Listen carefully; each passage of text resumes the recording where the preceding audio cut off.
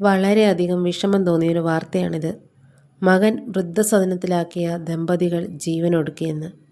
ബാംഗ്ലൂരിൽ മകൻ വൃദ്ധസദനത്തിലേക്ക് അയച്ചതിൽ മനംനൊന്ത് ദമ്പതികൾ ജീവനൊടുക്കി.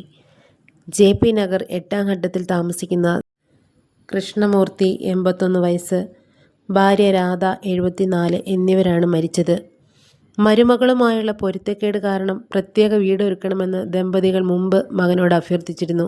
എന്നാൽ 2021-ൽ മകൻ അവരെ വൃദ്ധസദനത്തിൽ ചേർത്തു. 2023-ൽ അവരെ വീണ്ടും വീട്ടിലേക്ക് തിരികെ കൊണ്ടുവന്നു. പക്ഷേ വീണ്ടും കുടുംബജീവിതവുമായി പൊരുത്തപ്പെടുന്നതിൽ വളരെയധികം ബുദ്ധിമുട്ടുകൾ തുടർന്നു. മരുമകളുമായാണ് പ്രശ്നങ്ങളുണ്ടായിരുന്നത്.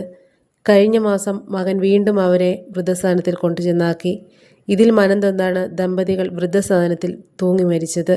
ഈ വാർത്ത കാണുന്ന പ്രിയപ്പെട്ടവരെ, നിങ്ങളൊരു കാര്യം ചിന്തിക്കുക.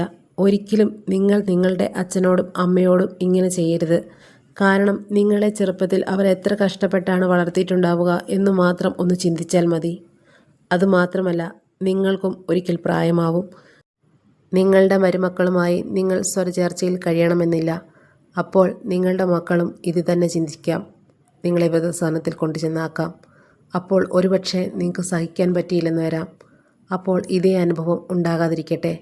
കാരണം കർമ്മഫലം എന്നൊന്ന് ഉണ്ടെന്ന് തന്നെ വിശ്വസിച്ചോളൂ.